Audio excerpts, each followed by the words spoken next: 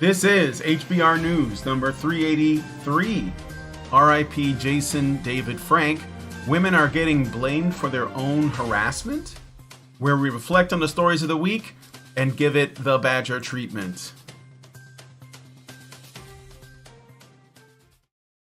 Happy belated International Men's Day.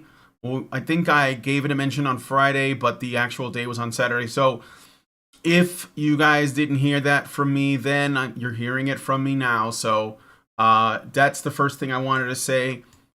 And welcome to Honey Badger Radio. I hope you guys are doing well this week and that you're laughing at all this crazy stuff that's going on in the world so that it does not consume you. I am one of your hosts, Brian Martinez, and I'm joined by, as always, my austere patriarchs and our handmaiden, Hannah and Dr. Randermacam, and I guess it might be worth mentioning because she might comment, which is totally fine. Lauren is here as well. Hi.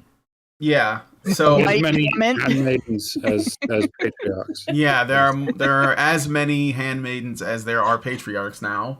Mike J will be along but he's just not here yet. Probably dealing with his grandparents, which is totally fine. All right, so we have a great show lined up for you guys today. So please be sure to continue the conversations both in the chat as well as the comment section. On this week's HBR News, we're going to be talking about the tragic suicide of actor Jason David Frank following a divorce and a number of other, I guess, personal struggles. The collapse of the FTX crypto, which I think is kind of interesting. Well, we'll get into it. There's something about it that kind of makes it interesting, which is why I brought it up. A feminist claims that women are actually being blamed for the online harassment that they experience and more. So stick around. It's going to be a good time. And be sure to join us afterwards for the patron-only after show. So on the after show, here's what I got. And I think this is just kind of interesting. This is another one of those things where men are suffering, but it's men's fault, and women have to deal with it. So really, women are suffering. Men have no friends. This is from Bazaar. Men have no friends, and women bear the burden. Oh, It's kind of an older, article, but essentially it's saying, and you have to think about like the fact that this came out in 2019. Male loneliness is worse now than it was when this article was written, and I'm sure that this woman's empathy, is even less so than what it was. So, but yeah, they're basically trying to explain to us that toxic masculinity and the persistent idea that feelings are a female thing has left a generation of straight men stranded on an emotionally stunted island, unable to forge intimate relationships with other men. And it's women who are paying the price. It's kind of weird. Women tell men that they can't hang out together without women, and then women with drama just destroy every organization where men get to hang out together that they join. Try to put and together. And then suddenly we have this crisis of men having no friends. And the worst part is most women don't understand men who, like, there's a lot of men who hang out doing things together where there's a lot of activity and a lot of like vocalization and all that stuff, right? But then there's men who go fishing together and will sit together in a boat for like 12 hours and not utter a single word, but they'll have entire conversations. And I know because I've been fishing. Like, it's a very social activity when you go with somebody else. You're not solitary, and you're not being solitary together. You're just quiet. And my cousin and I used to do something similar, except we read together, but we read different books in the same room. And every so often we would read each other something cool out of the book we were reading. And my mom didn't understand. And so masculine friendship, women don't even understand it. So a woman writing about masculine friendship should be pretty interesting. Well, but women don't even understand feminine friendship, right? That's true. Because like we invented frenemies. yes, exactly. Women don't understand the ways in which men have camaraderie with each other. It just looks different between, how men, women, and how women do it. Right. And it's not that it's wrong. And to say that women bear the burden, no, you're taking on some kind of responsibility that no one assigned to you at all. Yeah. But now you feel like, it's a problem for me. So we're just going to blame men. All right, let's go. All right. Blah, blah, blah, blah. Yeah. So that is the patron only show. And if you guys want to join us in the patron only show, either as an audience member, like you guys are doing right now, or you're sort of in the chat listening live and commenting, or if you really feel strongly about this article and you want to be a part of it, you can give at higher levels and join us in the actual discussion. So you could be here with Random Cam and myself and Hannah and Lauren. And Mike J, if he makes it, so please consider doing that. You do that by becoming a badger. To become a badger, go to feedthebadger.com and set up a monthly subscription. You can look at the various levels for the various benefits of doing that. And if you don't want to wake up one morning and find that we have been yeeted from the internet, because YouTube finally got sick of our shit, then go to badgerfeed.com. That's badgerfeed.com. That's where all of our content lives. All right. So let us go to Twitter, because we'll never get shadow banned from that ever again, right? Did something happen on Twitter? I'm not. Some things happened on Twitter. Some banned people have been unbanned, but not Karen. And the likes of us have not been unshadow banned. I don't think unshadow ban is a verb yet recognized by Elon's Twitter. Because freedom of speech does not mean freedom of reach. Right. But hey, listen, I got retweeted by Jordan B. Peterson, so I feel pretty fucking good. And that retweet was in order to try to get Karen back on Twitter. But so watch this space. Yeah. So very possible. It's just, you got to remember all of the bizarre things that they've programmed in, and all the crazy algorithms and all that. That's going to take a lot of time to unwind that spaghetti from the rest of the site's programming. So that's a mess. They're cleaning up a mess. Absolutely. And so I mean, good luck. I wanted to say something about Elon Musk's takeover of Twitter. I wanted to make a brief mention. I thought about making this a story, but the problem is that I don't think that I have the precise enough data. But Lauren Chen, let me see if I can find her tweet. Lauren Chen, who you guys might know as Roaming Millennial from back in the day, she put out a tweet that showed a photo of the employees of Twitter before, this is what she's claiming, before Elon's takeover.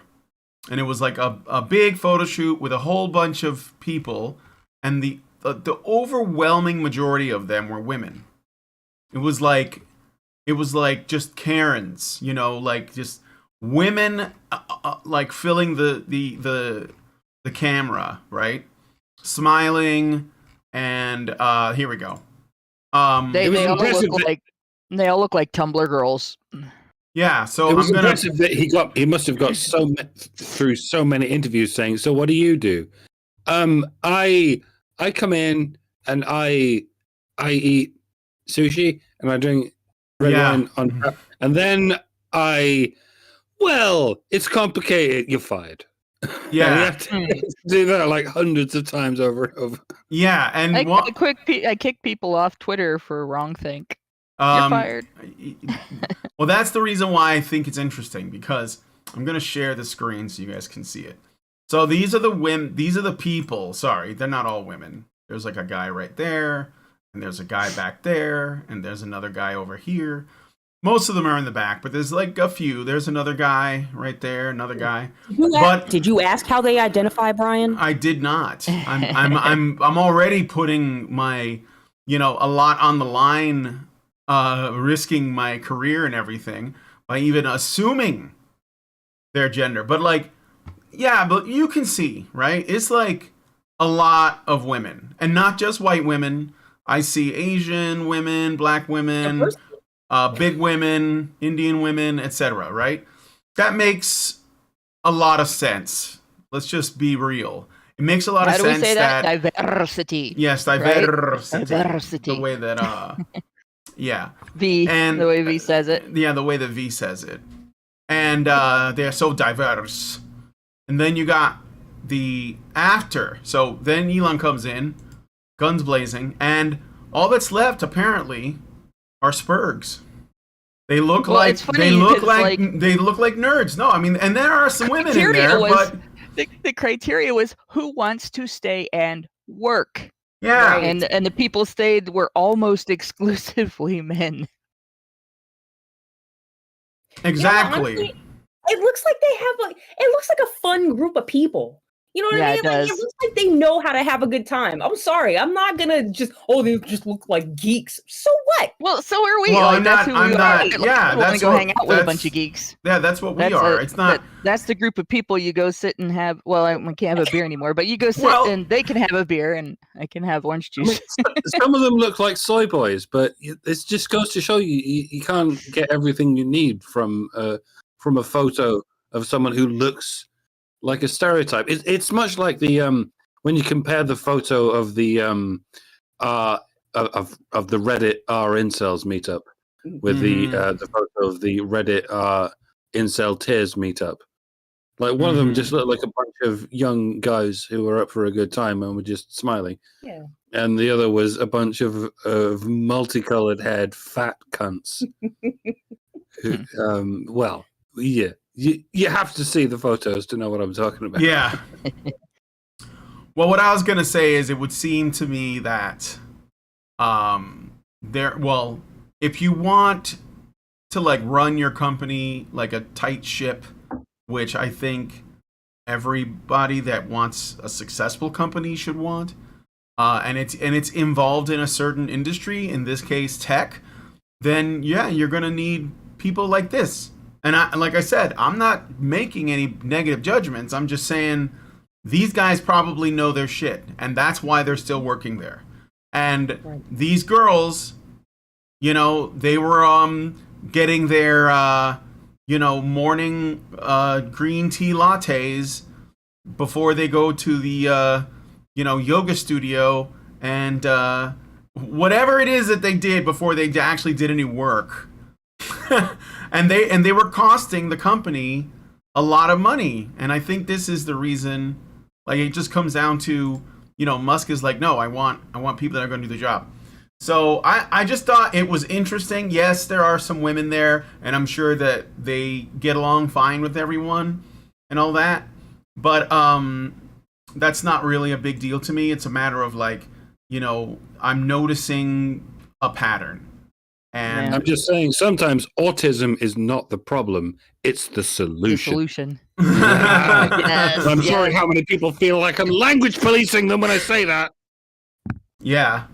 Well, a lot of people don't understand. A lot of people don't realize there's, that spectrum stretches from ADHD at one end to autism at the other end, and even though autistic focus it's filtered through the self and not necessarily filtered through the subject, it still works well enough that an autistic person is going to notice things that a person with ADHD won't notice, even though they can't tune anything out, because when everything is coming at you at once, you can't necessarily focus on any of it. and so you Right. miss a lot of shit. You miss a lot. Yeah. I've got friends that have got it really bad, and it really does at times. Like my one friend has actually used the R word to describe herself a couple times. I don't know if we're even allowed to say that on Twitter or on YouTube, so I'll just leave it at that. But and I have said, you know, with an IQ of, she's had an IQ of like 200 something, and at the same time, you know, I've taken IQ tests where on a really good day, my IQ's that high, and on a really bad day, I could get disability. So there you go, and I can say that because I'm suspicious enough that I'm actually going in for evaluation. So watch this spot. You might have an autistic badger. You probably have an Just one. autistic. Another one. You probably have another autistic badger. Yeah. Yeah. Like, because I may have a diagnosis next month. Oh. So, but if I get a diagnosis, I get help understanding what the millennials are saying. So that's why That's I'm going. true. That's true. It's like a translation. All right. Yes, I actually can't communicate with the millennials and the Zoomers at work. Yeah. That's why I'm That going might in. be their problem, not yours. It might be both. It might be both. But yeah. All right. Let's move on to the next story. I just wanted to bring that up. I guess I kind of made it into a story. But let us know what you guys think about that in the comments. Did you notice, you know, how many women were fired and how many men got to stay aboard? Let us know what you guys think about that in the comments. Now, first story of the day is a sad one. So, Jason David Frank. Is Mike J here yet? Yeah, I'm here. I'm here. Oh, I'm going to hand it to you then. Because I thought I heard you moving around silently. But I wasn't looking at who was in the call. So I'm going to let you talk about this since you wrote it up. So, David Jason Frank, better known to many people as Tommy Oliver from the Power Rangers TV show and movies, has died. Rumors began stirring online about his death as early as Saturday evening, as fans searched for any confirmation of the news. But by Sunday, Mike Bronzolis, Frank's longtime friend and personal trainer, confirmed the sad news on social media, stating, quote, "R.I.P. my brother from another mother, Jason David Frank. I'm still in shock. I'm feeling terrible. He called, left me a message, and I took too long. Jason was a good friend to me, and I will miss him. Love and prayers for his wife Tammy and their kids. Pray that God gets you all through this difficult time." End quote. The cause of Frank's death has also been confirmed to have been suicide. Many have pointed to Frank's recent divorce and the death of his stepdaughter, also a victim of suicide, as his possible motives behind ending his own life. Frank will, without a doubt, be forever remembered as his role as the green, and eventually white, red, and black Power Ranger. His role was originally supposed to last for only 14 episodes, but he was so well liked by the fans that he was welcomed back to the role, which he continued to play for over 25 years. Jason David Frank was 49 years old. It's my Does age. anyone else feel old? Yeah. When you do the maths, I guess it does make sense that the Green Ranger would be 49 at this point. It's even more chilling that he's 49 and evidently kind of a broken man. He sank into obscurity and didn't reemerge into the public eye until after a suicide, a divorce, and another suicide. It sort of goes to show you, and to quote Daffy Duck, you got to kill yourself to get an award in this town.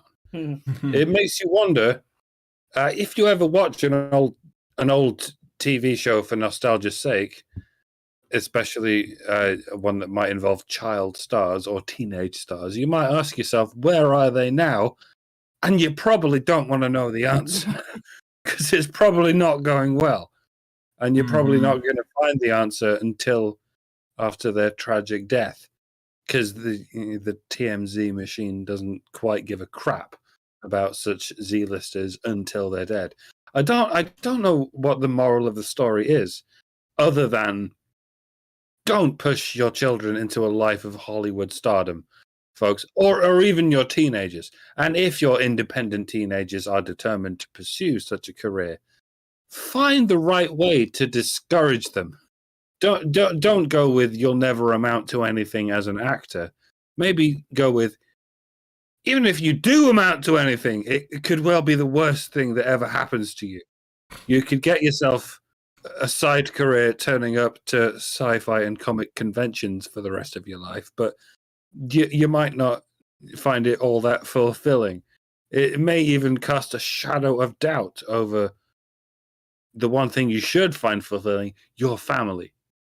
Because the wife you find will probably lose interest in you when you're no longer a celebrity. I mean, wife or husband, although I suspect there's a certain asymmetry here. But even the female child stars are just as susceptible to becoming lifelong drug addicts. It's just a tragic story for another day, but one way or another, just approach with caution, folks. Mm-hmm. I'm not entirely sure who you're talking about there, Doc. Everyone. Like saying, Frank wasn't a child star. He started the role at age 20.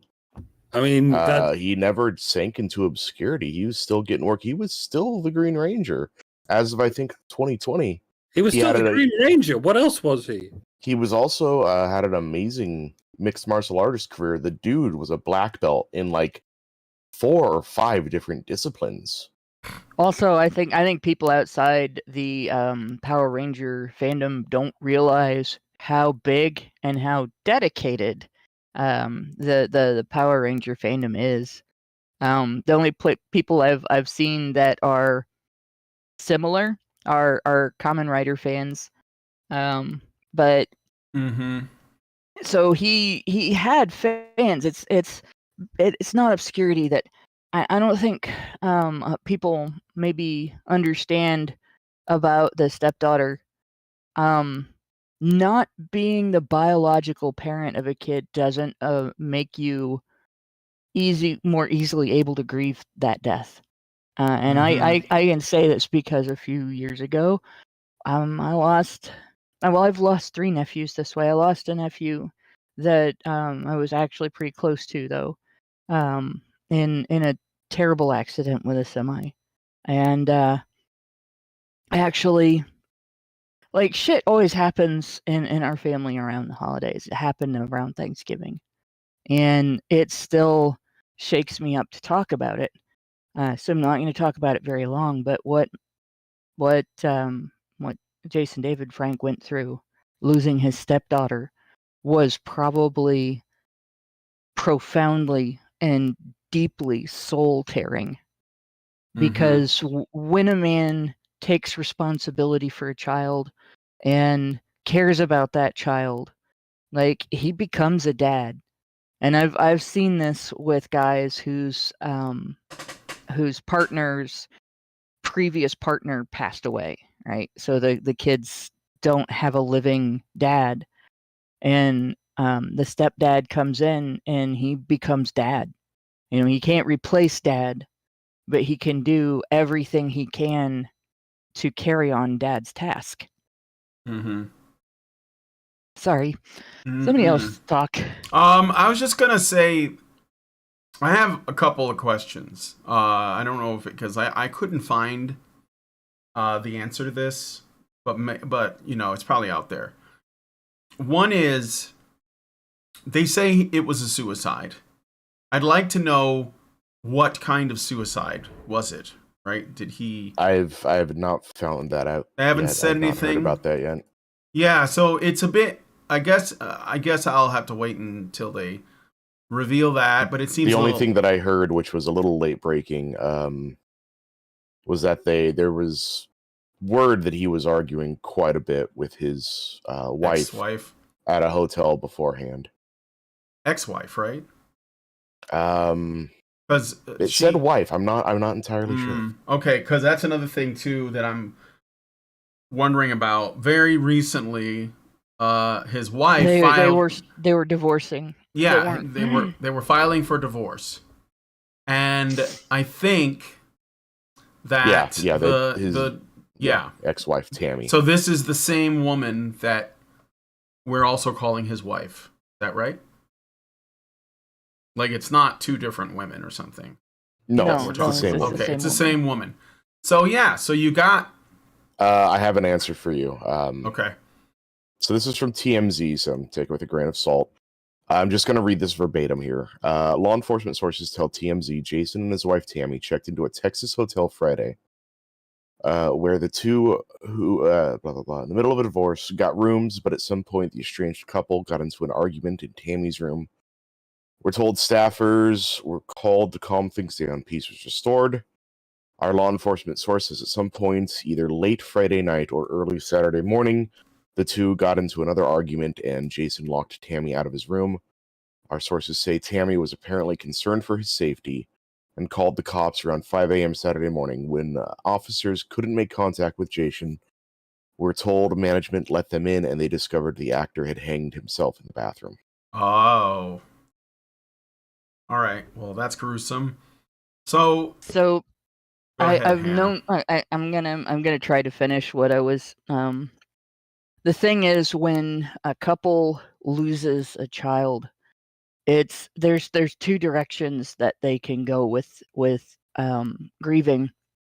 They can either do it together or they do it apart. And if they do it apart, it can tear their marriage apart.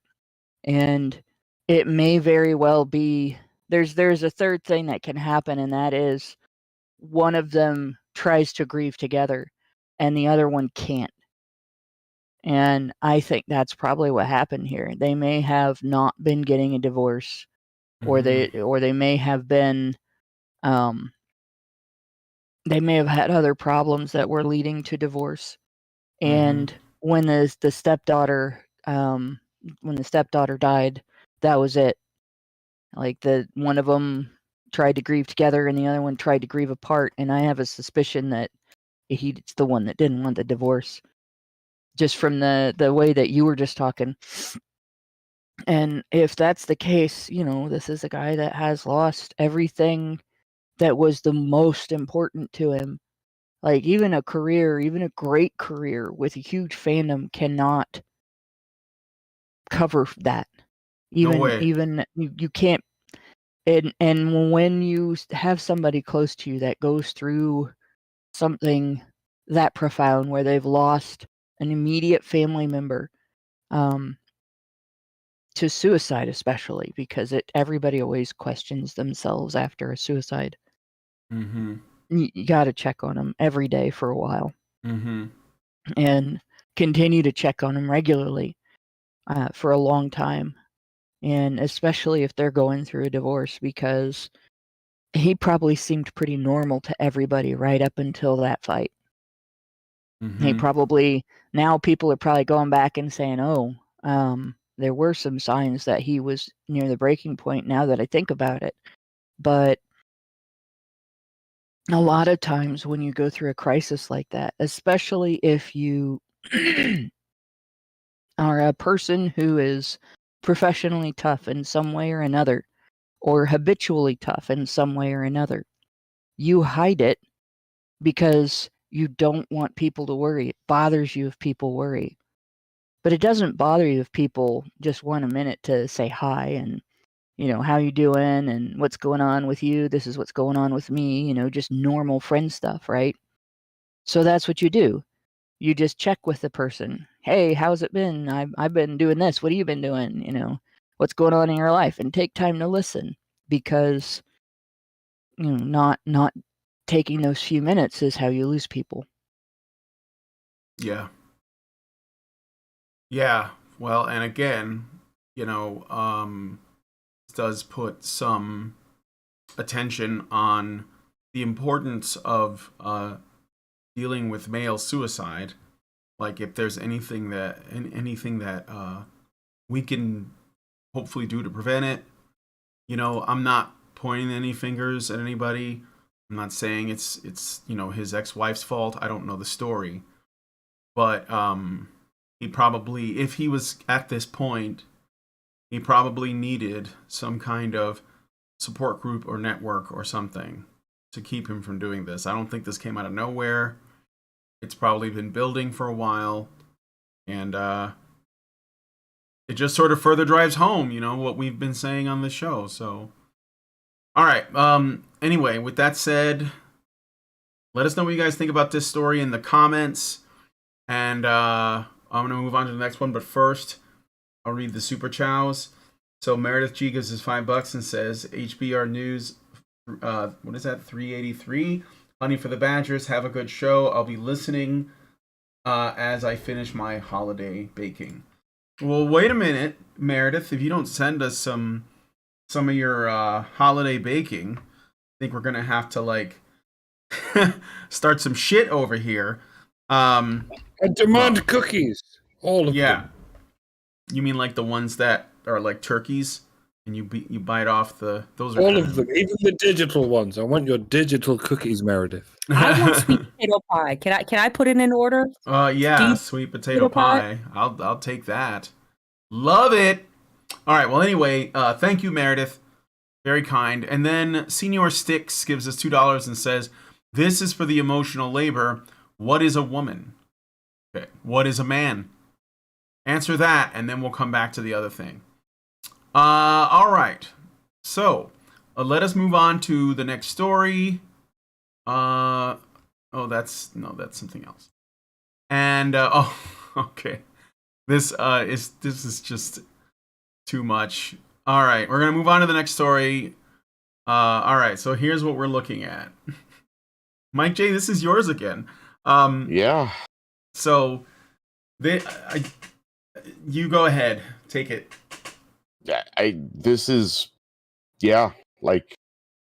We're about to get into some shit, folks. Strap in. Yeah, I hope you're all brushed up on your Bitcoin. All right. Mike. So, scandal races through the world of crypto as the juggernaut of an exchange, once known as FTX, goes belly up as the head CEO resigns and files for Chapter 11 bankruptcy. The head of the organization, which I'm just going to say, if I was charged with making a fictional creation, a work of fiction about a similar situation, you're like, you need to name the head goblin in charge of this. And he needs to have a believable name, something that, you would expect, like, From a bad human person who manipulated money to have. I would never in a million years write this. I'm like, no. It's too stereotypical. Too stereotypical, verging on a smidge racist. Yeah. And yet here we are as the head of the organization, Sam Bankman Fried seems to be at the center of the firestorm as people ask where the $30+ billion in investment and other people's money went. While tweeting about the situation and seeming to partially take blame for the fiasco, he shifted the majority of the blame to his on-again, off-again lover / business partner / CEO of his crypto trading house, the equally goblin-esque looking Carolyn Ellison. Wait. Caroline Ellison? I know her face, but I never read her name before in text. Caroline Ellison, as in Carly Ellison. No. I'd like to think that's a coincidence, and if it isn't, it's pretty obvious that the redacted entity we call Carly Ellison is just a troll, and she chose that name as a fake pseudonym. But how much does this thicken the plot, ladies and gentlemen? Did you name yourself after this FTX-associated individual, Carly Ellison? Did you know about this gigantic grift 3 years before everyone else found out about it? You are brilliant, Carly Ellison, or whatever your name is. We need to get you on the show. You are a soothsayer of the modern age. Tell us who else we have to look out for 3 years from now, Carly Ellison. I'm just saying, have you ever seen Carly and Carolyn in the same room before? Mm-mm. Okay, we're going to have to look into that later. Make a note, somebody. So, Bankman alleges that Ellison, who frequently boasted online about how she often used amphetamines, gambled the money away in risky crypto gambits, and whoopsie doodles, lost it all. Just totally gone. Just adios, goodbye. Mm-hmm. No way to pay that back. Sorry. It has been an She's official not gamer the moment. first woman who gambled away other people's money. No, of course. Not As the first woman in business who gambled away other people's money. Mm-hmm. You Possibly never the first gave woman in me business to your gamble away this much money, money. though. Yeah, she's not even the first woman in business to make the news for gambling away other people's money. Yeah. So All right. as Bankman desperately tries to gather together the money to plug the hole in FTX, a class action lawsuit has been filed against him and several others associated with FTX for over $10 billion. Whoa. And when I say lawsuit against other people involved, I mean they're even going after the celebrity endorsements. Because this Mhm. whole thing, the way this FTX thing rose to prominence, was they had these commercial spots with all sorts of celebrities. We're talking like Tom Brady, Steve Curry, Tom Brady's supermodel wife, Steve Curry from MTV. That is Steve Curry from Jeez. MTV. Steph Curry, Oh, I'm thinking basketball player. Yeah. Stephen Curry was that even his name? He was on. You know who I'm talking about? Yeah. Yeah, that's that one with that Like- annoying wife. I mean, He had aren't they all? he had The like first long, time he I've was- heard his name in forever. Curry was he was one of these guys that looked like a rock star but wasn't. Yeah. Yeah. So. All right, but anyway. Tennis star Naomi Osaka, Shaquille O'Neal did a spot. The one that Oof. really got them on the spot, though, like the one that really got them like in the prime time, was they did a commercial, like a really funny commercial with Larry David for the Super Bowl. Mm-hmm. And it's this funny, really funny commercial. Like it was very well made. Like Larry David is like this powerful person throughout history, and he's passing on all these things. Like I remember the wheel, it's a fad; it'll never catch on. Yeah. And then and eventually, it's like, FTX. Don't be like Larry David. Latch on to the thing that totally will catch on. Yeah. I remember that commercial. And then it just absolutely blew up from there. They got all sorts of sponsorships. A lot of sports companies were like, "Yeah, we're totally going to get behind this. We have no idea what crypto is, but this thing sure is popular, and people are throwing money at you, so it probably is safe." Yeah. Oops. And and like I said, it turns out to be run by this absolute goblin of a human being who I believe uses the same balloon to comb his hair that Bernie Sanders does. Oh, geez. Seriously, I have never seen a photo of this man with kempt hair. It just doesn't exist.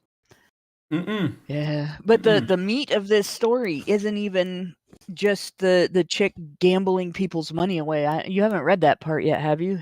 Oh, we were getting, well, the last sentence kind of touches on that, and I thought we'd just shotgun it out from there. So, as his legal trouble begins, others have also begun alleging connections between Bankman's FTX and the U.S. Democratic Party, as he was just sort of kind of the second highest donor behind George Soros. And now, just like Soros, you're going to have to claim you're Jewish. If you want to automatically shield yourself from any accountability for what you've done, it shouldn't be too difficult. You've got curly black hair, and like Mike alluded to earlier, your name is Bankman. That right there sounds like a convoluted superhero name for a stereotypical Jew. The mainstream media is already ignoring this story like the elephant jammed into the pod in which we all live. But as the unmentionables on the internet continue to pound on the walls saying, hey, the Democrat Party has been stealing taxpayers' money and is funneling it into the notoriously corrupt Ukraine government, who then funnel it into FTX. who then funnel it into the Democrat Party. How in 7 shades of hell is this even conceivably legal? You're going to need to find some kind of scripted NPC knee-jerk reaction that the media can use to puke out and call everyone a stochastic terrorist if they even allude to it. This is your last chance, Sam, if that is your real name.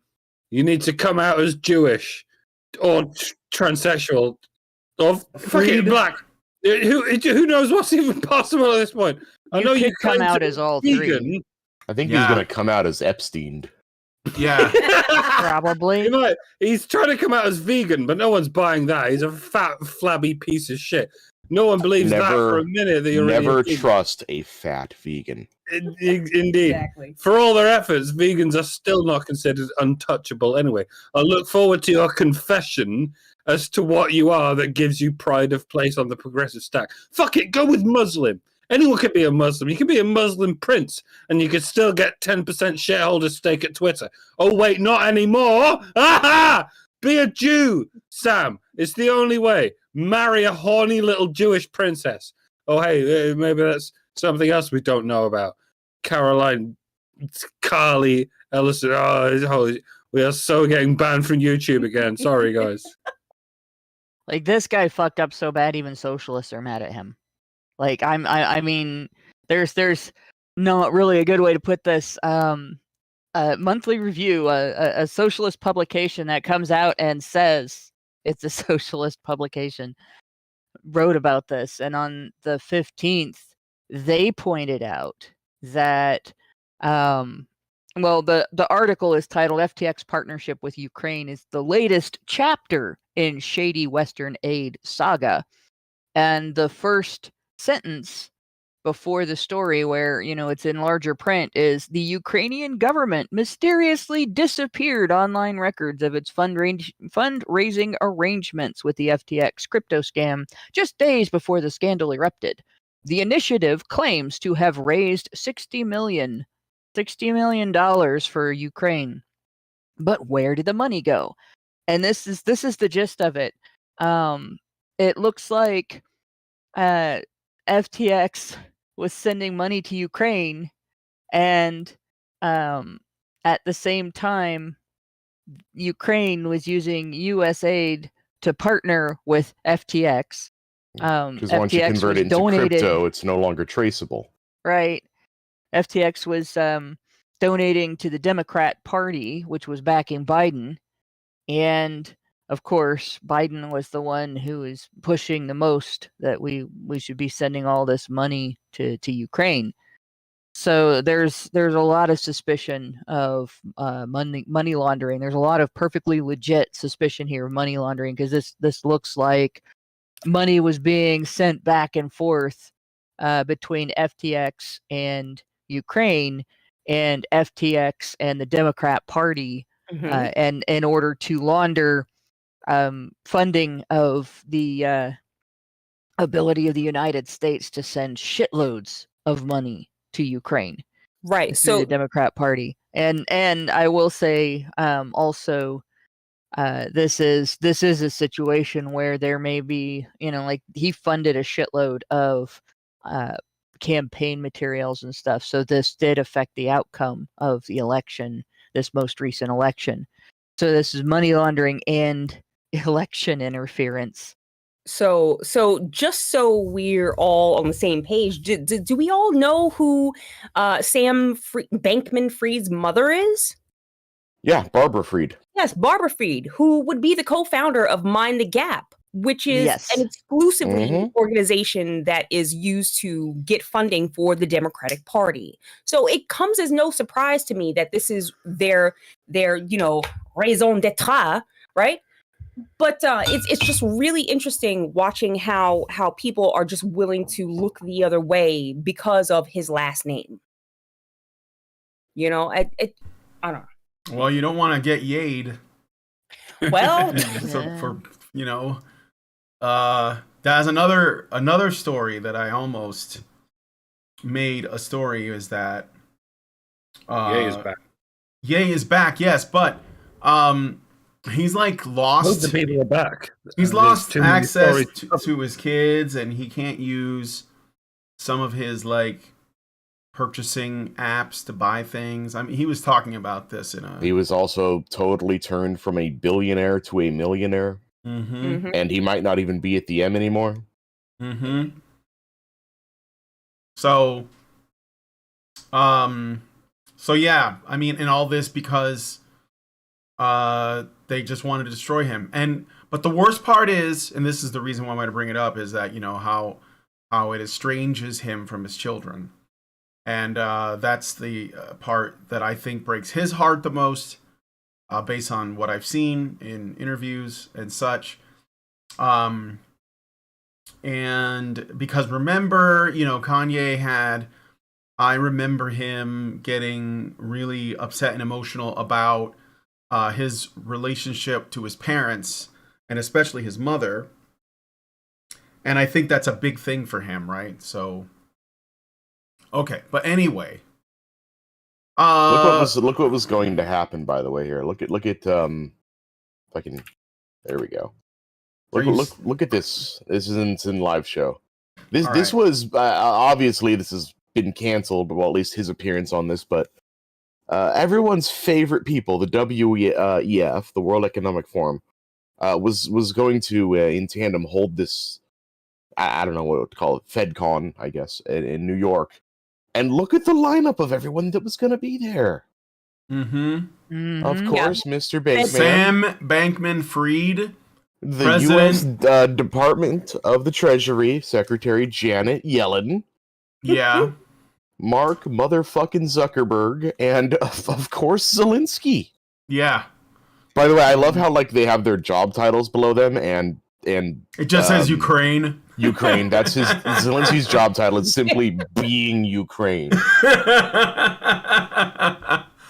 That's funny. You're just showing me a panel of money launderers. So yeah. What am I supposed to glean from any of the information here? Other than that, it's money launderers and idea launderers, and they all do both, and that's the situation. Yeah. That's the reason that it's really relevant to us specifically as a movement is this. There are some very powerful financial entities already behind idea laundering in the United States and around the world, right? There's already a powerful idea laundering network that we are contending with every time we give that Overton window a little bit of a shove toward recognizing human rights as a genderless, non-racial, non-religious thing, that everybody that's human has human rights, and if you violate those rights, you're a human rights violator, no matter who that person is, right? Every time we do that, we are up against billions and trillions of dollars of old money. So why did they need this guy? And the answer to why they needed this guy is because we're having an effect. There are people using terminology that came out of the men's rights movement that are not MRAs, that don't identify as MRAs, that have never gone into an MRA forum. We have, the establishment, the right wing of establishment media is talking about us in positive terms, which it doesn't. I'm not going to hold my breath that they're going to fix things without being pushed really, really hard, and that they're not going to twist things as they fix them, because they're still political. They're still politicians, right? But we're not universally hated. We're not universally demonized. It's not universally ridiculous to say the human rights table should have a seat for everybody. And men should not be the dogs crawling around the floor begging for crumbs, because they're half the population, right? So for us to know that they had to create a shell company like this and an entire money laundering scheme to counter what they consider to be wrongthink. Like any political ideas that they like, wrongthink is anything that your nation or world government leadership didn't decide you should think. Right. That's wrongthink, right? So for them to have to do this to counter wrongthink and to hide what they're doing, like they've clearly been trying to start another world war. And I mean, and they're scaring the shit out of everybody with the nuclear stuff, which, to be honest, I don't think would happen, because you can't drag out a war if you use nuclear bombs. It's over then, and nobody makes any money on it. Exactly. And to be completely cynical, all of the leadership of the nations involved, all of the oligarchs that fund this shit will make money if there is a world war. So they can't afford for nuclear weapons to be used. And if the leader like actually tried to do that, they would just get rid of him. Yeah. But yeah, this is essentially it's a win for us, because we're seeing, even though it's a big lose for the people who lost all that money, we're seeing desperation here, and we're seeing a new money laundering scheme and a new idea laundering scheme that was being formulated and being put together like right in front of our faces, and then it exploded in theirs instead. Exactly. And as an aside, just to take away from this conversation, how feminists always like to say that women don't have power. They don't, just because they're not a president, they don't have power. Look at this chick, Janet Yellen. She's been telling us that, we need to raise the debt ceiling. Oh no, it's for the benefit of the country. She's been lying to this country for how long? Only to further this goal, right? Mm-hmm. She is destroying. She's part and parcel of the thing that is destroying this country. And to say that women don't have power, look at her. And there are plenty of other women who are standing in line with this globalist agenda that are ready to just take down everything that makes any kind of sense to anyone, because it just feels good. You know what I mean? But stop saying that women don't have power, because absolutely they do. It just might be behind the curtain. You might not be able to see it. You might be, you might have your blinders on to it, but they're absolutely there. And it's women like this who are at the helm of the destruction of our society. So don't tell me that women don't have power if it just because they don't hold some kind of office. Fuck off. Right. Of course. I mean, women hold power in the home. So, all right. Let us. I've got two other things here, real quick. Oh yeah, go ahead. Maybe they might not be quick, but one other thing is the way that they really tried to bury this story. Like, I don't know if you guys saw that at the onset. I had to learn the majority of this through just randos on Twitter. It was that hidden. It was that buried. And the first thing that came out with this was a fucking puff piece talking about how great this guy is. How you're much talking about the video that Now This put out, I think it was. No, it was. I think it was a Wall Street Journal article. I think. Okay, yeah, I know. Where they like really tried to softball it, and like they never used the word fraud, they never used the word embezzlement, they never used any of these words you would expect to hear, but they made sure to tell us he's getting plenty of sleep at night. Yeah. Oh, great. Yeah, that helps. And it wasn't until like they just could not hold back the absolute dam of people going, what the fuck happened here, and why aren't you telling us? That they started like, okay, yeah, let's throw this guy under the bus, because you know what, money talks, and 32 billion is pretty fucking loud. Other people's money talks too, apparently. Yes.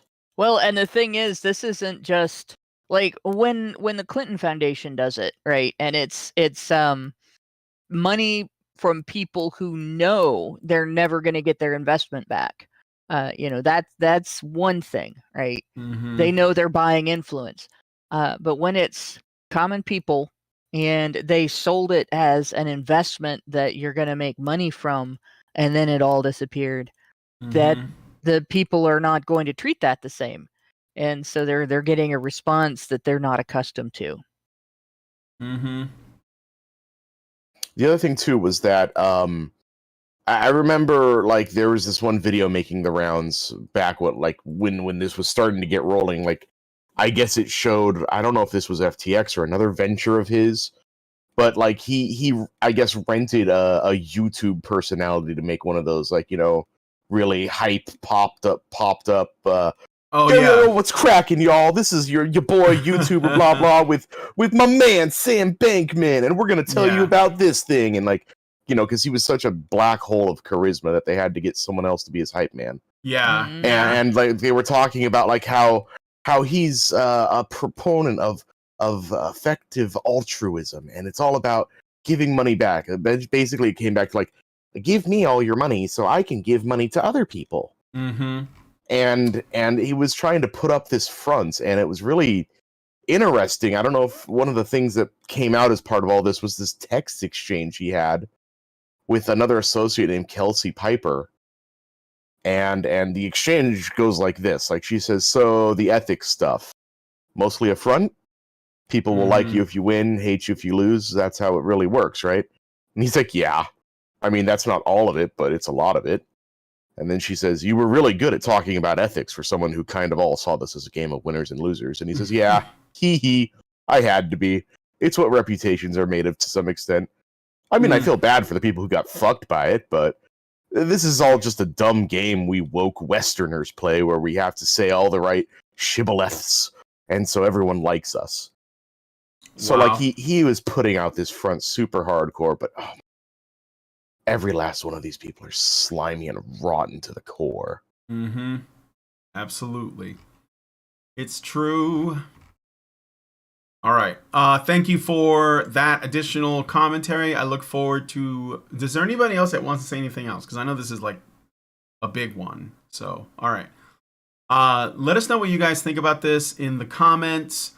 And yeah, what do you think I wonder, I know, okay, so the girl, she's like a girlfriend. I don't know if they're still together or if they broke up after that's this. that's the best part. Like, apparently she, like, some people said it was his girlfriend, some people said that she was never his girlfriend, and then I guess it came out that it was and I'm still not entirely sure what this word means. Polycule? Oh yeah. Oh, that's a new made up term. A polycule is essentially, it's called that because it's like a molecule, right? Where you have like different sources and bars that connect to others. So a polycule is essentially like a little group of people who have different kinds of relationships with each other. So you might be in a polycule with, as a man, and you have your first or your primary polycule member might be your girlfriend, but she might have like two other girlfriends, and they're also in the polycule, and some of them could be connected back to you. It's basically just like describing doomed relationships with the graphics. definition. The definition Google has is all the people linked through their relationships, usually romantically or sexually, to one or more members of a polyamorous group. Mm-hmm. And that's interesting because that's where this other goblin, the she-goblin, Carolyn Ellison, comes into. Yeah. Because she was extremely candid about her thoughts and likes and feelings and things in online on social media. Like, yeah, she talked about how she was like huge and like Chinese harems and thought that was the coolest thing, and polyamory was totally her thing. And again, bragging that she was constantly on amphetamines because it let her get so much done, and only poor people can't afford to do this, they're so dumb and ineffectual. And how she had a fetish for high status men who were able to control the world. She is just a whole thing of bizarre. But apparently, like, I guess everyone who was part of this thing lived in his mansion in the Bahamas, where they just, I guess, fucked all day. Yeah. It's Well, that's gross. weird. This is the weirdest fucking thing all around. Like, if you, again, I could not have. No one could have wrote this. It's so weird. Mm-hmm. Somebody's gonna make a movie about this, and people who don't know it really happened are gonna criticize it for how unrealistic it is, and then they're gonna get their asses handed to them by people going, "No, actually, this is a retelling of a true story." Mm-hmm. Like, these people always overshare. Have you noticed that? I don't know, like, I don't know why, but it just seems they're always oversharing things. They like the attention. Yeah. Well, I mean, when you're constantly hopped up on meth, you do some weird shit. That's true. And posting your sexual fetishes on Tumblr's probably one of the least destructive. That's true. Although I wouldn't judge. Also, point of correction, Kelsey Piper wasn't FTX, the person in the quotes. That was a reporter for Vox who kind of got him to spill all the beans, it seems. All right. Well, okay. Let us know what you guys think about this in the comments. I'm going to move on to the next story. Look forward to hearing from you guys. I do have some super chats. So, Albert Nader Retro gives us $10 Canadian and says, if women had no power, how did John the Baptist lose his head? Men only go to war for two reasons: the love of power and the power of love, and both usually involve women. All right. Thank you for that. Q Brother Soulstar gives us $5 and says, you guys see 130 feminist group. You guys see 130 feminist group. I don't know who 130 feminist group is, who support Amber Heard in an open letter.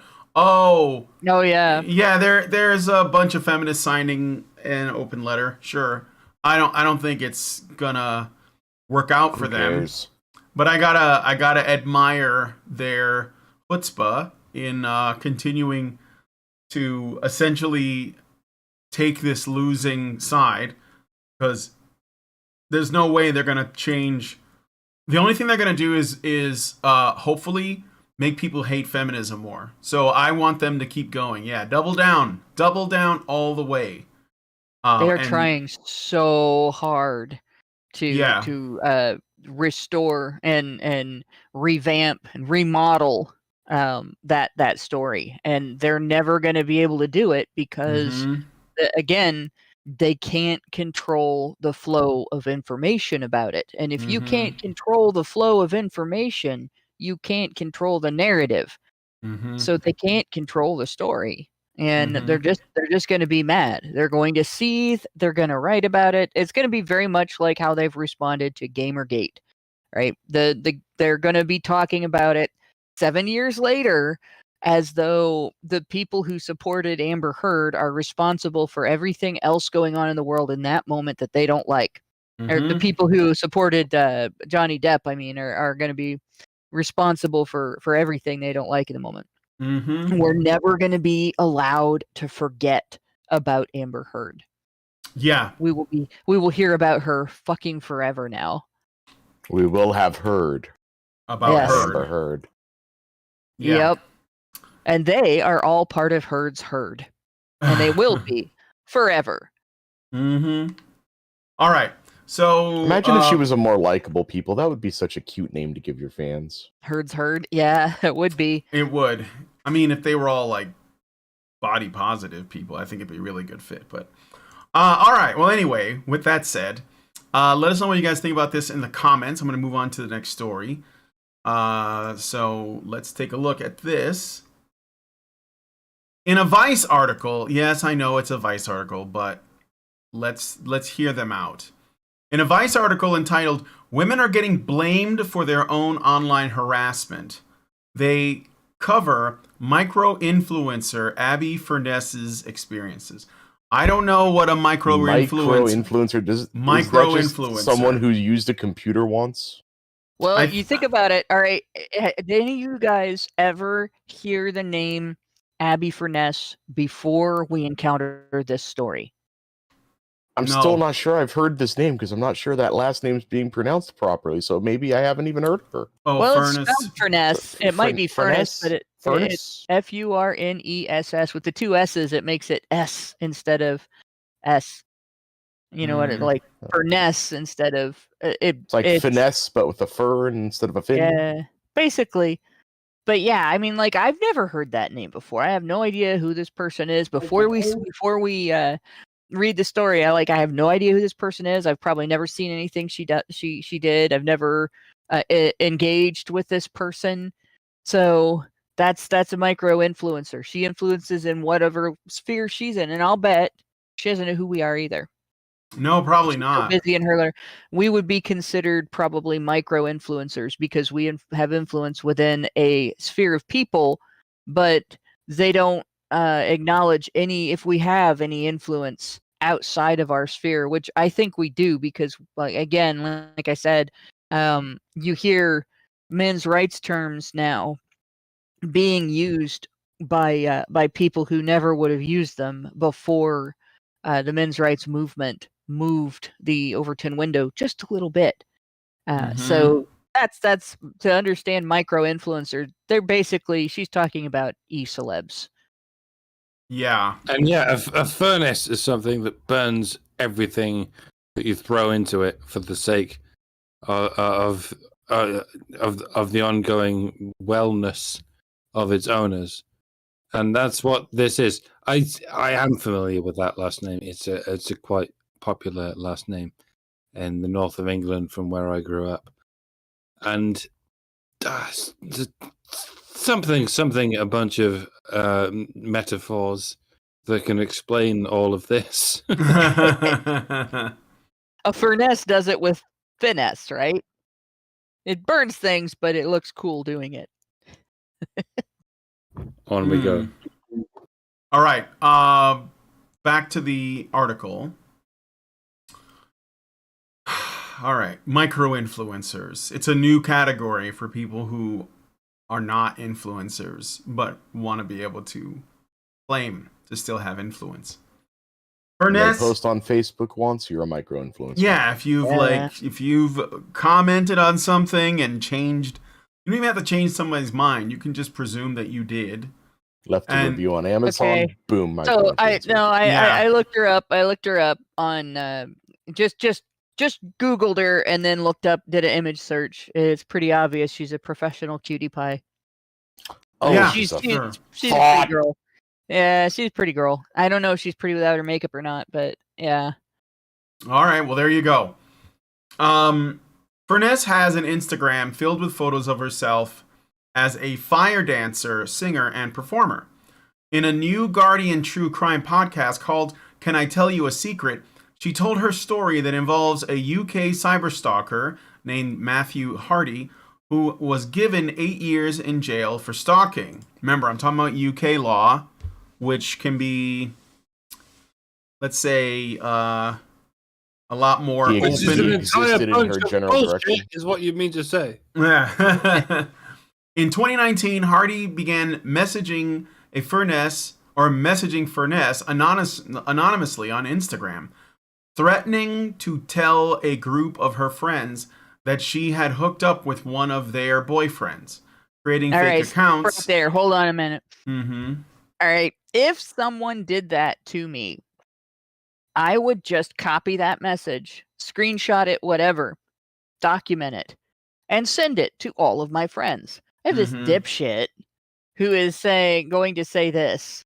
So when this person contacts you, please do me a favor and help me find out their identity. Yeah. And my friends would do it because I got good friends. Yeah. Maybe her friends were just retards, and that's why she thought this. Which, in that case, I mean, find a better class of friend first off. Jojo. What have you done, buddy? Give him a pet for us. Pets in the chat for Jojo, everyone. Aw. He knocked over a speaker and it scared him. Oh, poor baby. Jojo's the new Kevin. Aw. All right, don't shit on anything, Kevin, or new Kevin. Please. All right. Relax, buddy. Okay. So anyhow, what? Did you hear him shaking? You just hear him Yes. shaking. Aggressively heard him. It makes me miss my dog. So Mm. yeah. It makes me not miss any dog Oh, ever. shut up. Okay. Anyway, what was I saying before JoJo So scared you me? were Startled me. You were in. We had just gone. I He had just was gone off threatening about to what to tell do when people- someone Oh yeah. send you a message like that. I was just going to finish this bit here. So anyway, in 2019, yeah, we got creating fake accounts. Supposedly, this is what we're being told. Hardy was able to tell people in Furness's life, her boyfriend, friends, and family, that she had slept with people that she hadn't, including sending people nude images of her. For like 2 years of my life, I felt like I had been Wait. kidnapped. Yeah, what? No, let's think about this. All right. He was able to tell people in her life, blah blah blah, that she had slept with people she hadn't, including sending people nude images of her. All right. So where did he get those? Well, where we don't did know. he get those? Yeah, Like, the article doesn't really go into it, I guess. all right. So here's the answer to that is he got those from wherever she put them online. Mm-hmm. Or from Or her wherever- personally. Wherever the person that she sold them to put them online, or he bought them from her. Those are the three possibilities. All right. Mhm. I've had at least one person message me in the whole history of my time online with one of my nudes, right? Threatening to expose it. And I'm like, go ahead. That's the best I've ever looked. Mhm. I'll just, my friends and family know that I did this. It's not exactly a secret. Like, what are you going to do? You're not going to ruin my reputation, and that's the way that I handled it. And that ended the problem. When it was not a threat to me, when I wasn't scared of it, then okay, this isn't going to work. It ceases. So clearly, she's doing the "I'm going to live two lives" thing, right? Where she's put nudes out there. Her nudes exist out there, and she doesn't want some of the people in her life to know she's doing that. She Mhm. wants to pretend that she's somebody she's not, and pretend that being nude on camera is a bad thing, and that other people should judge for it, and therefore, that these people shouldn't know that she's doing it. And now this guy was able to send. So she made herself vulnerable to this. That's what I'm saying. If you, Mhm. and it's not for everybody. It's not for everybody to be, to be professionally sexy or professionally nude or professionally any of that stuff, or even as a hobby. Not even as an artist model. Like, not everybody is okay with that.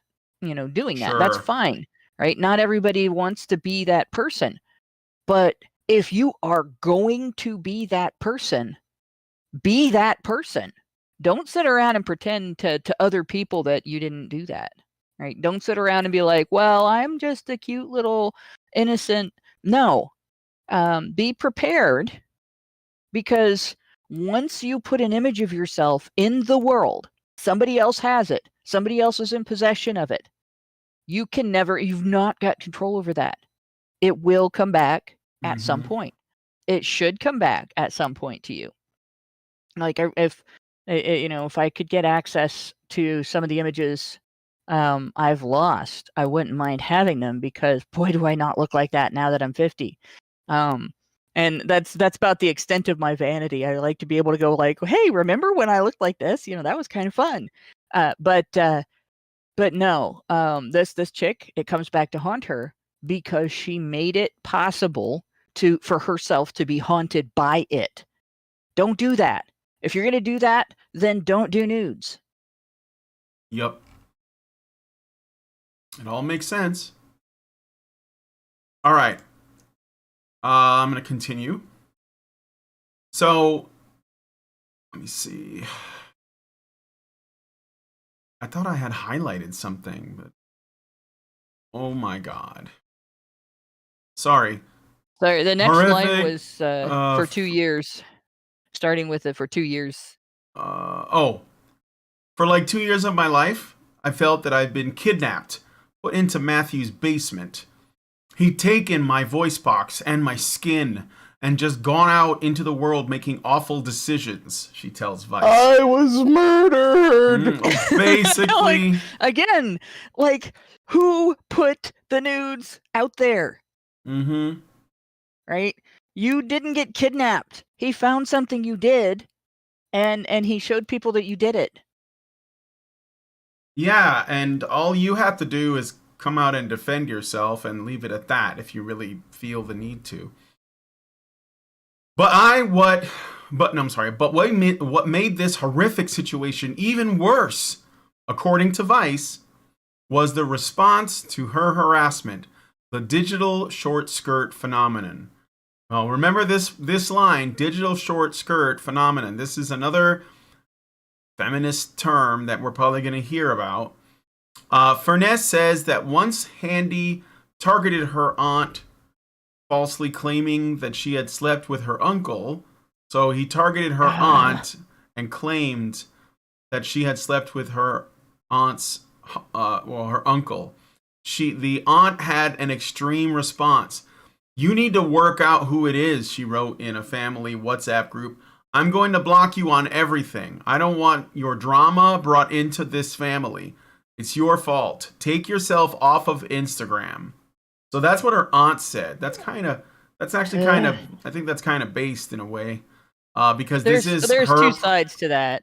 Well, Again. yeah, but I think that there is like what she can control, and then there's what she can't control.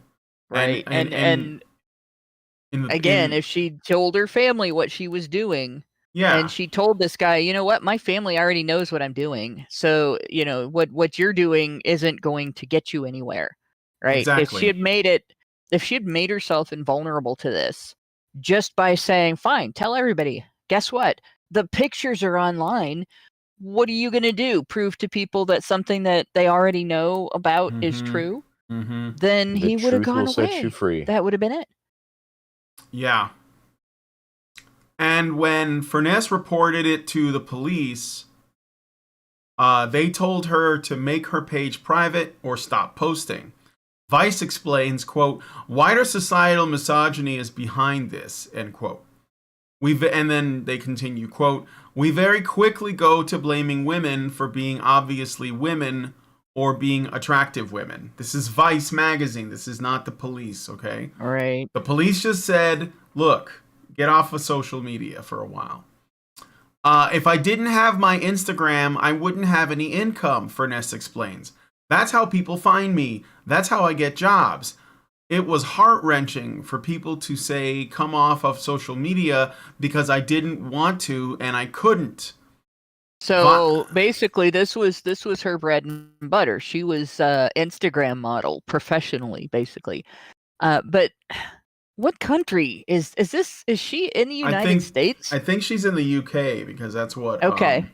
Yeah. So. Yeah, I don't know UK law, but I was going to say if this happened in the United States. Nobody does.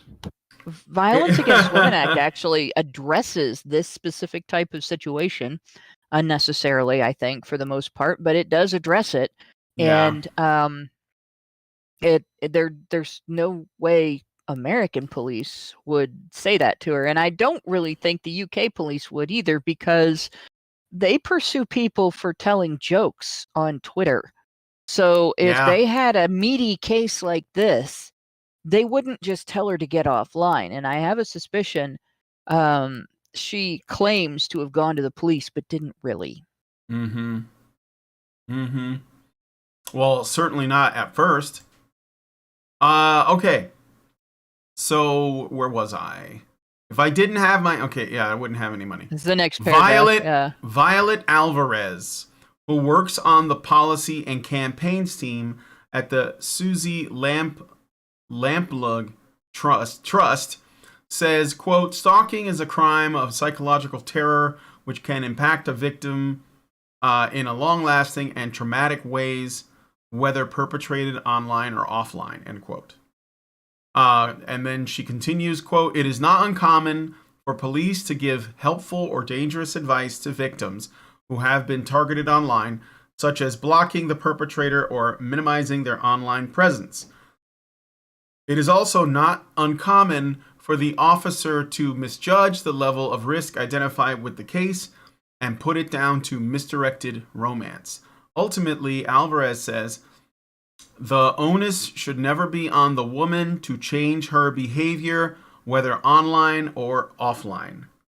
Okay, so I'm sorry if I'm jumping anyone else's gun. In a way, the digital short skirt concept can be called, in another context, the unlocked car concept. If you leave your car unlocked on the street, then you're not directly to blame for the criminal who hotwired your car, but it is a perfectly legitimate question to ask, why didn't you at least lock your fucking car, dickhead? And if that still sounds sexist to you, by analogy, consider that in this situation, it's more like using your car to drive into a Christmas parade and mow down everyone in sight, and then leave your car unlocked on the street. How could your car do that? Exactly. This is why we should ban assault cars everywhere. This is how it works on the internet. As the now ancient meme goes, if you shovel shit over the wall, you can't then complain when shit gets shoveled back over the wall in your general direction. And this is just in regard to the expression of your opinions on the internet, or anything you express on the internet. The thing about the internet is everything you do there is deliberate. Even more so than in real life. In real life, you sometimes need to go outside, if only to go to the store or whatever. And if it's a particularly hot day, you might go to the store wearing a short skirt. But when it comes to the internet, unless you're simply trying to operate your business online, there is no reason to go there other than to express yourself. And sure, maybe your self-expression is your business, but you get to choose what it is you're expressing. And whether it's your political opinions or how hot your ass looks in that short skirt, or hey, perhaps both, you can't act like any reaction to what you're expressing is something you couldn't possibly have expected. When you show your ass, you can't act as though it's inappropriate for anyone to react to your ass. This, by the way, is why I wear a hat when I appear online. Because if I didn't wear a hat, people would just talk about my hair instead. No matter how I happen to style it. Because some people are shallow. They cannot think of anything to talk about but the most basic, unimportant aesthetic topics that their smooth brain can think of. If you don't want people to discuss your hair, you can go ahead and cover your hair, and they will still find irrelevant bullshit to talk about. Even the thing... Cough, Islam. Yes. Sorry. Even the thing you used to cover said irrelevant bullshit. Those who look for shallow reasons to be offended or preoccupied will always find those things. Yes, I know I'm re-analogizing this between the aesthetic and the substantial. But as I said, all of it is voluntary in the online context. Even if what you're saying is uncontroversial, and frankly, there's no such thing as uncontroversial, it cannot be laid at the feet of men or of women or of any demographic. It can be laid at the feet of the widest possible audience that you know you are exposing yourself to. If you can't handle it, then the internet is not the place for you.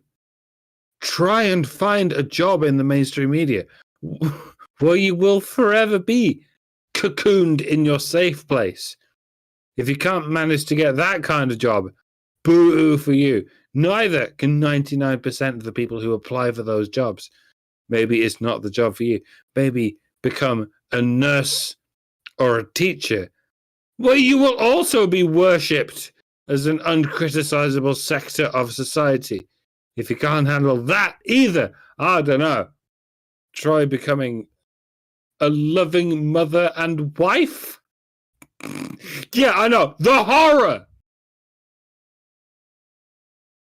You know, the thing I said earlier about her contacting the police, I'm gonna stand by that, because I've been, while he's been talking, I've been looking up UK law, and it's actually hard to find the statutes, and they read like they're almost translated from Old English, but there is a page from the Crown Prosecution Service that describes what harassment is, and it points out that although harassment is not specifically defined, it can include repeated attempts to impose unwanted communications and contact upon a victim in a manner that could be expected to cause distress or fear in any reasonable person. So it's fairly similar to harassment in the United States.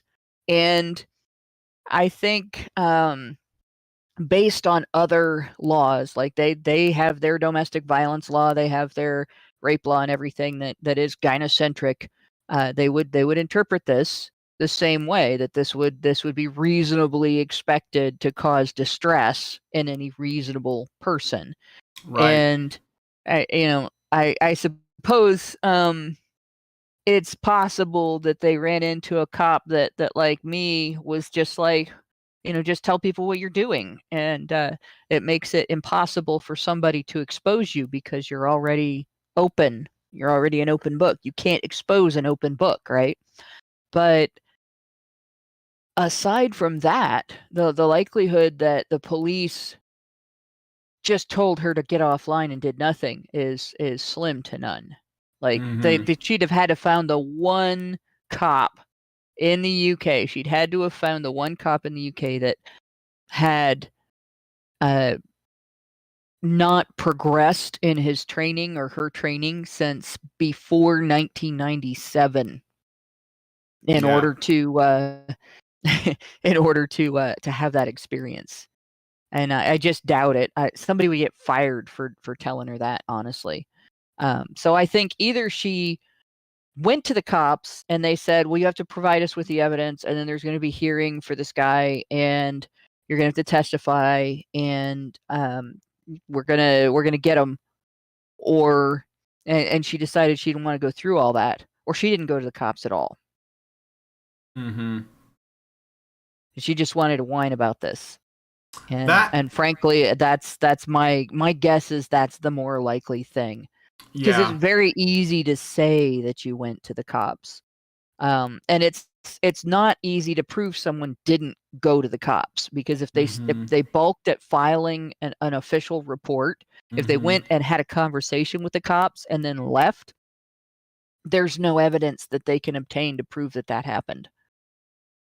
Right. And, so you can't prove it didn't happen because there's not going to be any evidence of that either. Not that's publicly available. Right. Yeah, I think that you got it. Like I was thinking the same. We even if we presume that what she's claiming is true, it doesn't excuse or mean that whatever policy and law she would like to change, because I think that's almost always what it comes down to, right? Given the stellar journalistic standards of Vice, that would be my first suspicion, is that this article, you're going to see a bunch of articles. It's a predecessor. Like this. Yeah, it's a predecessor to change the laws. That's all it is. There's already some. There's they did this when they wanted to get Twitter to put the report button on people's profile page and everything. They went through and had a bunch of articles like this about the woman that was pushing for And it's funny too, because as soon as we got censorship on social media, the push for female images on currency suddenly disappeared. Mm-hmm. Like we don't hear about that. And even though we didn't get a woman on a $20 bill in the United States, even though I don't know if there's a woman on a female portrait, I should say. There's a quarter. They got a quarter They with got a one quarter. on there. Oh God, One of the that's new great. quarters that feel like they're made out of plastic. Well, and so that took a lot of effort, I guess, but that stopped. They didn't get a woman on one of the notes, and they stopped. And it was, the goal was getting a woman on one of the notes. So Yeah, they wanted Harriet Tubman on the 20, right?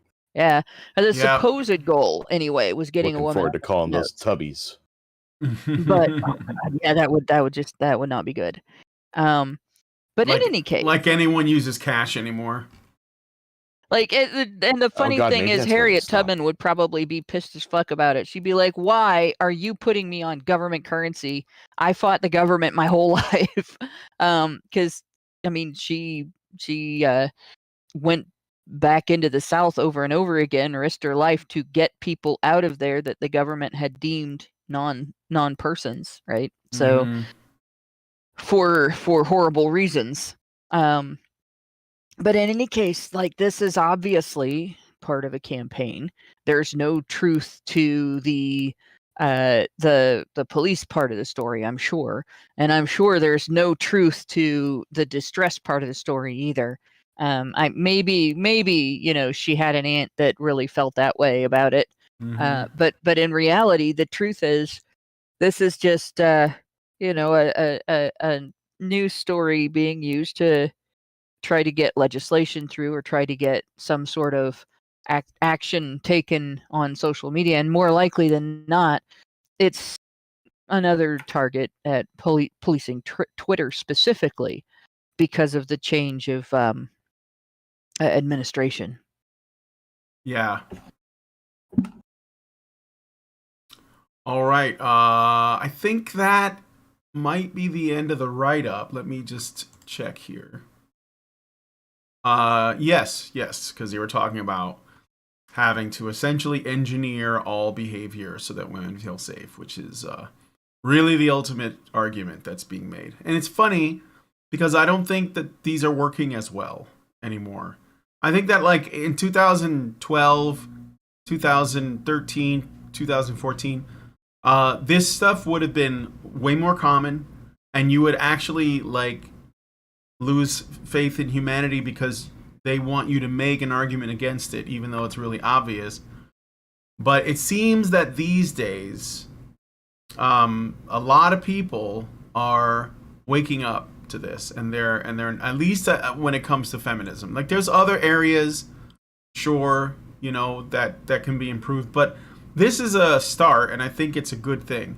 So yeah, Vice, keep going. Do whatever stupid shit you're doing, and we will continue to respond to it.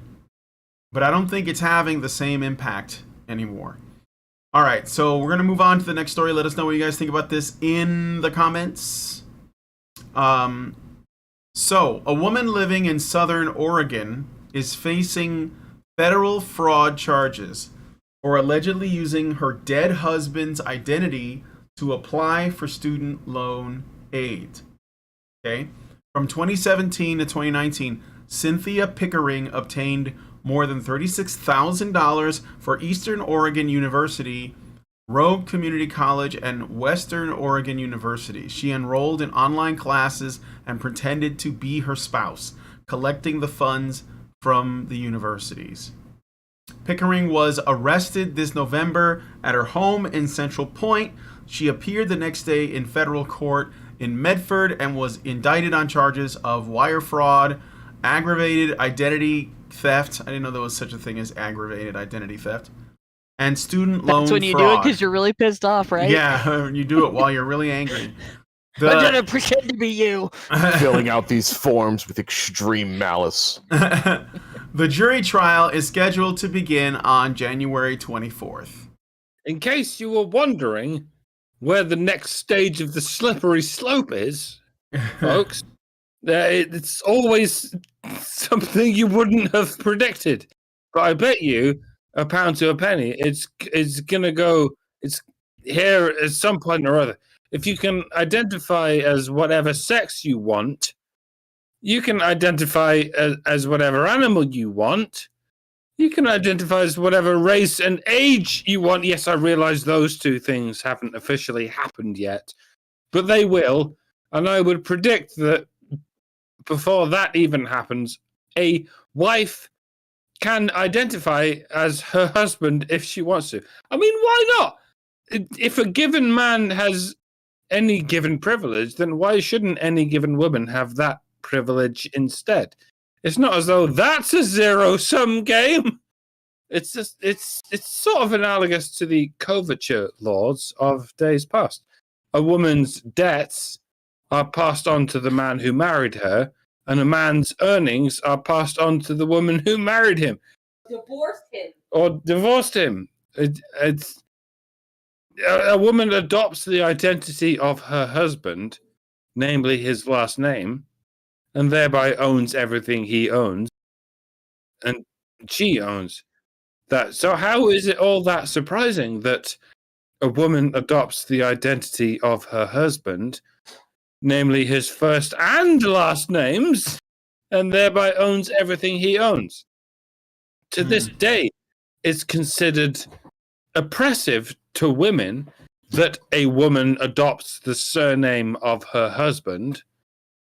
We could go ahead and let this shit happen, and 100 years from now, it will be considered oppressive to women that a woman can adopt the entire identity of her husband, thereby inheriting the benefits of that man's entire lifetime of labor and sacrifice.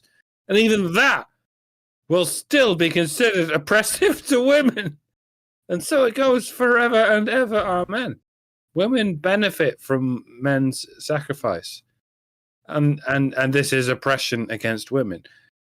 And something else will need to be exacted to extract even more from women to men. And we can't even predict how absurdly protracted that next step will be. Because gynocentrism always acts one step beyond our imagination. It's like evolution. It's far more creative than we are. It is far more intelligent than we are. And it will always be one step ahead of us than we are. God knows how we're going to get over this, folks. You give me your ideas. Go. This is why I keep saying that the trender issue is not an attack on women, right? The woke conversion therapy issue is not an attack on women, womanhood, femininity, none of that. There is no war on women. There's a war on objective reality, because if you cannot latch on to objective reality and use it as your means of observing your environment and making judgments about your environment and determining your own behavior based on those judgments, then you're fucked. You can be told how you're going to live, what you're going to do, what you're going to say, what you're going to think, what you're going to eat, whether or not you're going to breathe, whether or not you want to die, right? All of those things. So objective reality is you cannot dispense with that. Whereas femininity is completely unnecessary. Completely. We don't need to be feminine at all. The world would continue. In fact, it might actually improve if women were more masculine. But aside from that, obviously, like we do enjoy looking at women who aren't masculine. So there is that, right? But aside from that, and this story kind of confuses me, because why the fuck would a woman want to masquerade as a man when applying for something for which there are hundreds more opportunities for women? And with financial aid for university, like, there would be a shitload of things that if she was applying as a man, she couldn't apply for them, because only women can get them. And the only thing I can think of is this: if maybe this was a biracial marriage, and his race could apply for things that her race couldn't apply for. And that's one of the drawbacks of Oh yeah, dividing human rights by gender and race and religion and sure, victim sure, identities, right? So yeah, she either she used up all of her potential in student loan aid already, and then uh, added his in, which wouldn't make sense because again she would have to enroll separately as him to get that, um, or she was using his potential and then gonna flunk out and keep the money. Like I really don't understand because it's not like she would have to pay that back or the jig would be up, right? right, But it makes no sense aside from if he had things he could apply for that she couldn't apply for. Maybe academic, but I even that, like, women get relaxed standards in some areas of academics. So unless that's changed since my kids were at university. So this is like either she screwed herself twice by doing something illegal and by masquerading as somebody who couldn't apply for as many things, or there's some part of this story we don't know about.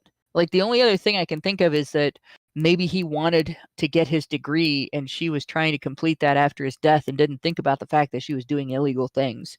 Like that's the closest she could get to altruistic would be um, a dumbass who didn't think about the potential consequences of trying to do something that she thought might be nice for his memory. Um, but like this story is really bizarre. Just on the fact that a woman gave up her gender when it was an advantage. That just like, what the fuck? yeah, yeah, it's a bit weird. Well, the article's pretty short, so I don't know if like because it's still like the case is still ongoing.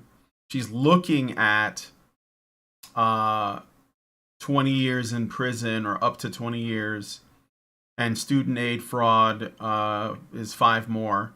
But she's got to start the trial, and they're going to start the jury trial on January 24th. So maybe we will learn more about this at that time. It just seems like right down this is the initial story from this local Fox news website.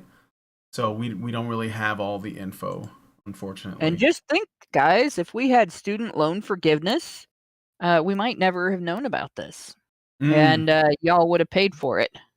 Mm-hmm. It's true. Does anyone else have any thoughts on this story? Okay.